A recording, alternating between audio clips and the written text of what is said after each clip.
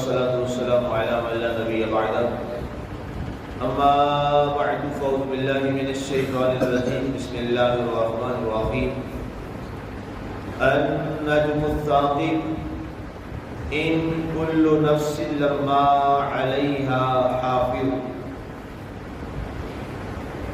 روشن تابندہ ستارہ ہے، نہیں ہے کوئی نفس جس پر نگہبان نہ ہو. سامعین، آج ہماری سورہ الطارق کی آیت مبارکہ نمبر 4 تک کی تلاوت و ترجمہ کا شرف نصیب ہوا.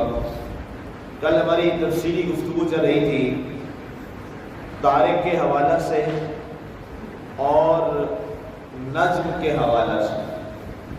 اس میں ایک جو اہم الفاظ قرآن پاک کے یہ رہ گئے، اس کی جانب پہلے بڑھتے ہیں. النجم الثاقب. اب عام طور پر اس کا جو مفہوم اصطلاحی طور پہ کیا جاتا ہے ہماری زبان میں، اس سے مراد ہے تابندہ، روشن، چمکتا ہوا ستارہ. عربی گرامر اور اس کے علاوہ عربی لغت میں جب آپ دیکھتے ہیں تو عربی لغت میں جو ثاقب کا معنی ہے اس کا معنی ہوتا ہے کسی چیز میں سوراخ کرنا. جب کسی چیز میں سوراخ کیا جاتا ہے اور اس کو چیرا جاتا ہے تو اسے عربی زبان میں ثاقب کہا جاتا ہے. اب یہاں پہ لفظ استعمال ہوا النجم الثاقب، ایسا ستارہ جو کہ سوراخ کرتا ہے. تو عربوں کے ہاں یہ تھا کہ جب رات چھا جاتی اور صبح صادق کے قریب جب روشنی اور پاؤں پھوٹ جاتی مشرق کی طرف سے، تو یہاں سے وہ یہ کہتے ہیں کہ ایک انہوں نے کہا یہ جو سورج ہے یہ بھی ایک وہی ستارہ ہے، لیکن یہ بہت کم لوگوں نے کہا. زیادہ اہل عرب کے ہاں مشہور یہ ہے کہ جب رات ہو جاتی تھی اور رات اندھیری ہوتی تو مشرق کی جانب سے ایک بڑا روشن ستارہ نکلتا تھا جو کہ اندھیرے کو سوراخ کرتا ہوا، چیرتا ہوا بلند ہوتا چلا جاتا تھا. تو اہل عرب اس کو بولا کرتے تھے ھذا النجم الثاقب، یہ جو ستارہ ہے یہ سوراخ کرنے والا ہے اندھیرے کو اور اس کو ختم کر کے اب رات کی تاریکی کو روشنی میں بدل دیتا ہے. آج بھی عربوں کے ہاں اس ستارے کو نجم ثاقب کہتے ہیں اور وہ رات کو مشرق کی طرف سے طلوع ہوتا ہے اور وہ بڑا واضح ہے، بڑا روشن اور اپنی حیثیت میں باقی سارے جو ستارے ہیں ان سے وہ اپنے حجم میں، اپنی کثافت میں زیادہ ہے. تو اللہ تعالیٰ نے اس کا یہاں ذکر کیا کہ اے لوگوں، مجھے قسم ہے آسمان کی، مجھے قسم ہے رات کو آنے والے کی، اور تمہیں کیا معلوم کہ وہ رات کو آنے والا کیا ہے؟ فرمایا النجم الثاقب، جس کو عرب ثاقب بولتے ہیں. فرمایا ہمیں اس چمک دمک اور تمام اندھیروں کو چیر کر روشنی پھیلانے والے اس خوبصورت ستارے کی قسم. اب گویا اللہ تعالیٰ نے یہ ارشاد فرمایا اس لیے کہ اہل عرب اللہ کی نعمتیں جہاں تمہیں ہم نے بہت ساری نوازی ہیں اور بہت ساری نعمتوں سے ہم نے تمہیں مالا مال کیا ہے، وہاں ہم اس نعمت کو بھی تمہیں بتا رہے ہیں کہ اللہ تعالیٰ ہی وہ وحدہ لا شریک ذات ہے جس نے تاریکیوں کو چیر کر روشنی پھیلانے والے رات کے ستاروں کو بھی پیدا کیا. ایک تو وہ ہے نا جی جو رات کی ساری تاریکی کو چیر کر پورے دن کو روشن کر دیتا ہے، وہ تو بڑا ستارہ سورج کی شکل میں ہے، وہ دن کو ظاہر لاتا ہے. لیکن یہ وہ ستارہ ہے جو رات ہوتی ہے، رات ہوتے ہوئے اس رات کو روشنی میں بدل دیتا ہے. یہ ہے نجم ثاقب. اس کے بعد فرمایا یہ 3 قسمیں اٹھانے کے بعد، یہ 3 باتیں بتانے کے بعد ارشاد فرمایا ان کل نفس لما علیہا حافظ. فرمایا کوئی ایسی جان نہیں ہے جس پر وہ محافظ اور حافظ بن کے نام موجود. اور اس کی پہلی تفسیر جو کی جاتی ہے، جو تمام مفسرین نے کی، کہا کہ اس میں جو پہلا لفظ آیا ہے حافظ کا پہلی تفسیر کے اعتبار سے، وہ یہ ہے کہ اس کائنات کا جو سب سے پہلا محافظ ہے، جو حافظ ہے، جو حفاظت کرنے والا ہے، وہ کون ہے؟ وہ اللہ کی ذات. حافظ السماوات والارض وما بینہما، آسمان و زمین کا حافظ اللہ ہے. جو زمین و آسمان کے درمیان ہے اس کا حافظ بھی کون ہے؟ اللہ ہے. اور اسی لیے ہر معاملے میں جب بھی کوئی چیز ہو یا کوئی شخص رخصت ہوتا ہے یا کوئی شخص ہم سے، ہمارا پیارا ہم سے دور ہو رہا ہوتا ہے، ہمارا دوست ہم سے جدا ہو رہا ہوتا ہے، تو ہم اس کے لیے ایک ہی جملہ بولتے ہیں، اللہ حافظ. یہ بنیادی طور پہ اہل عرب کا جملہ ہے. اور عرب یہ بولتے تھے کہ جب کسی دوست کو وہ رخصت کر دیں تو وہ جملہ بولتے تھے حافظ اللہ تعالی. کیونکہ ہم ظاہر اجنبی لوگ ہیں، ہمیں ذرا یہ مشکل لفظ تھا تو ہم نے اس کی جگہ ایک آسان لفظ استعمال کر لیا، اللہ حافظ. عرب یہ نہیں استعمال کرتے، کیونکہ عربوں کے ہاں یہ ہے کہ عرب بہت فصیح و بلیغ لوگ ہیں. عربوں کی جو کلام ہے، ان کی جو گفتگو ہے، ان کی جو بات چیت ہے، وہ بڑی بلند ترین اور انتہائی فصیح اور بلیغ ہوتی.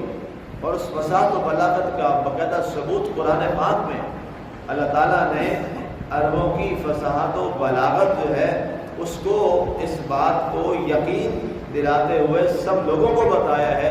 اس میں کوئی شک نہیں ہے کہ اہل عرب جو ہیں وہ اپنی زبان میں ساری دنیا کی زبانوں سے بلند ترین. اور اسی لیے اللہ تعالیٰ نے عربوں میں یہ جب قرآن نازل کیا تو اس کے بعد فرمایا فَأْتُوا بِسُورَةٍ مِّن مِّثْلِهِ، فرمایا کوئی ایک سورت تو لے آؤ اس قرآن کے مقابلے میں. تمہاری زبان بڑی فصیح ہے، تمہاری گفتگو بہت کمال کی ہوتی ہے. عرب اپنی گفتگو میں اتنے نازا ہیں کہ وہ اپنے علاوہ ہر ایک قوم کو عجمی کہتے ہیں. عربی جو ہیں وہ باقیوں کو کیا کہ بولتے ہیں؟ عجمی. عجمی کا معنی ہوتا ہے گنگا. وہ ہمیں عجمی کہتے ہیں کہ تم تو عجمی ہو، تم تو گنگے ہو. کیا مطلب؟ یہ نہیں کہ تمہاری زبان نہیں ہے تم بولتے نہیں ہیں. وہ کہتے ہیں ہماری زبان کے مقابلے میں ہم اتنا کمال بولتے ہیں کہ تم تو سارے گنگے بہرے ہو، تمہیں تو بولنا ہی نہیں آتا. اور یہ بات درست ہے، یہ بات بالکل ٹھیک ہے کہ عربی زبان اتنی فصیح و بلیغ اور اتنی حسین و جمیل کلام رکھنے والی زبان ہے، کائنات میں اس جیسی زبان کوئی نہیں. اسی لیے اللہ نے قرآن کی زبان بھی عربی رکھی، اپنے محبوب کی زبان بھی عربی رکھی، اور اہل جنت کی زبان بھی عربی رکھی. اور سوال و جواب جو ہمارا قبر میں ہونا ہے وہ بھی کس زبان میں ہونا ہے؟ عربی میں ہونا ہے. چاہے کوئی پاکستانی ہے یا چاہے کوئی امریکن ہے، ٹھیک ہے. سوال ہے اس سے کس زبان میں ہوگا قبر میں؟ عربی زبان میں. کسی اور زبان کا انتخاب نہیں کیا. اللہ تو ساری زبانیں جانتا ہے، اللہ تو ساری زبانوں کا خالق ہے. ساری زبانیں اسی نے پیدا کی ہیں، لیکن اس خالق نے جس اپنی چیز کو اور اپنی پروڈکٹ زبانوں والی میں سے جس کو پسند کیا ہے وہ کون سی ہے؟ وہ لغہ عربیہ. اس میں کوئی شک نہیں. واقعی عربی کے مقابلے میں واقعی عجمی جس انداز میں زبان کی فصاحت و بلاغت ہے، اسی لیے تو اللہ نے چیلنج کیا.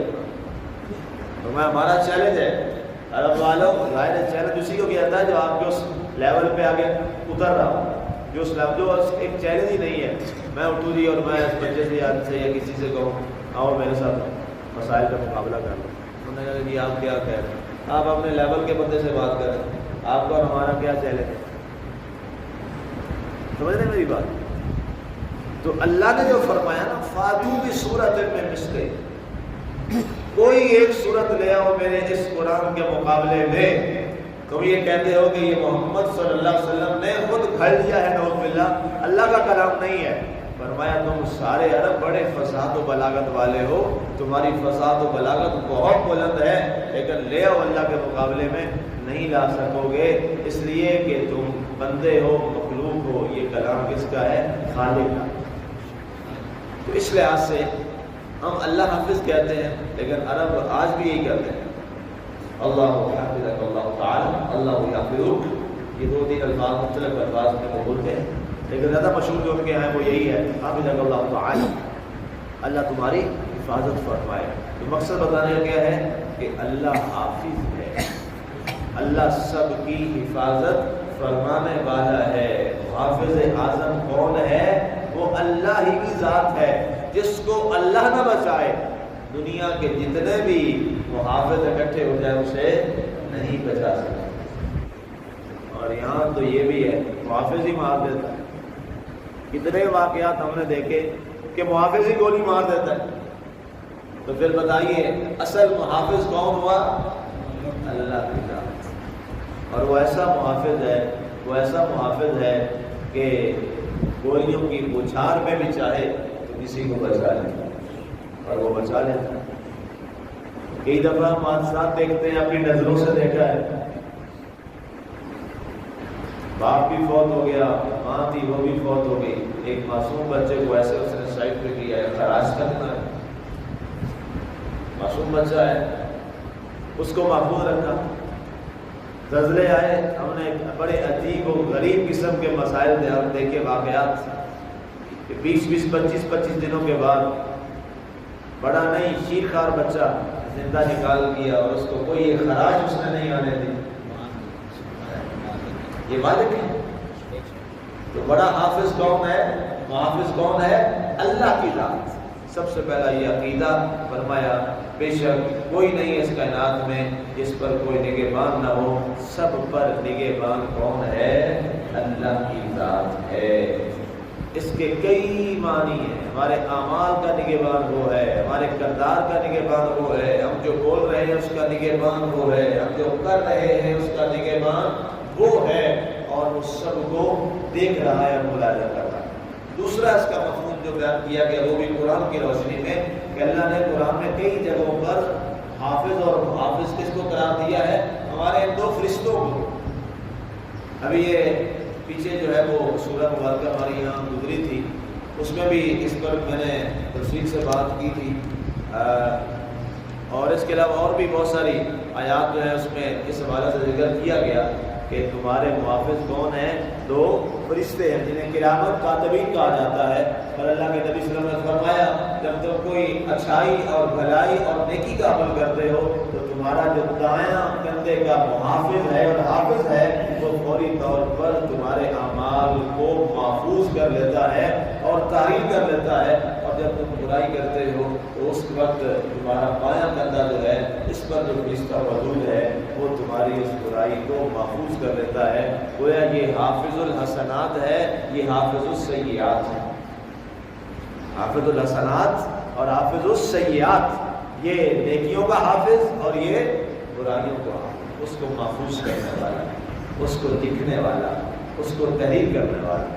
تو لہذا یہ ہمیں اس لیے بتایا گیا. اب سوال یہ واپس آ جائے اس بات پر کہ ہمیں یہ کیوں بتایا گیا کہ کوئی ایک ایسا شخص نہیں جس پر کوئی حافظ نہیں ہے، کوئی محافظ نہیں ہے، کوئی بھی ایسی جان نہیں ہے. کیا مطلب؟ اے لوگوں یاد رکھو اپنے عمل کو ٹھیک کرو، اپنے عمل کو درست کر دو، اس لیے کہ ہم تمہارے سارے عمل اور کریکٹر محفوظ کر رہے ہیں. کل قیامت والے دن ایسا نہ ہو کہ جب تمہارا نامہ اعمال کھولا جائے تو نامہ اعمال میں برائیاں جمع کی ہوں اور برائیوں کو اسٹور کیا ہوا ہو، بلکہ تم ایسے آؤ ہمارے بارگاہ میں اور ہمارے دربار میں اور ہمارے سامنے کہ تمہارے پاس جو محفوظ کیا ہوا اثاثہ ہو وہ نیکیوں کی صورت میں. اللہ کے دربار میں ہم دعا گو ہیں اللہ ہمیں نیکیوں کو جوڑنے کی توفیق عطا فرمائے، نیکیوں کی حفاظت کی توفیق عطا فرمائے، اور چھوٹی سے چھوٹی نیکی کو بڑی سمجھ کر ہمیں وہ انجام دینے کی توفیق عطا فرمائے، اور گناہ کو چھوٹا نہیں بڑا سمجھ کر. گناہ کبھی چھوٹا نہیں تھا، گناہ بڑے ہی ہوتے ہیں. اس لیے کہ لکھا ہے مفسرین نے کہ جو لوگ کہتے ہیں کہ یہ صغیرہ کرتے ہیں، کہتے ہیں کبیرہ نہیں صغیرہ خیر ہے، فرمایا اتنا آتا ہے کہ وہ صغیرہ جمع ہو کے وہ کبیرہ کی شکل میں تبدیل ہو جاتے ہیں، اور پھر یہ ہوتا ہے کہ وہ صغیرہ کو صغیرہ بھی نہیں سمجھتا، اس گناہ کو پھر وہ گناہ ہی نہیں سمجھتا، اور وہ کبائر کے اندر وہ پڑ جاتا ہے. اور یہی حال ہے کہ واقعی پھر شخص کو برائی لگتی ہی نہیں ہے، ایسا ہی ہوتا ہے۔ تو اس لیے نیکی کو کبھی ہاتھ سے جانے مت دیجیے اور گناہ کے کبھی قریب مت جائیے، چاہے وہ بہت چھوٹا بھی ہو۔ اللہ ہمیں عمل کی توفیق عطا فرمائے، آمین و علیہ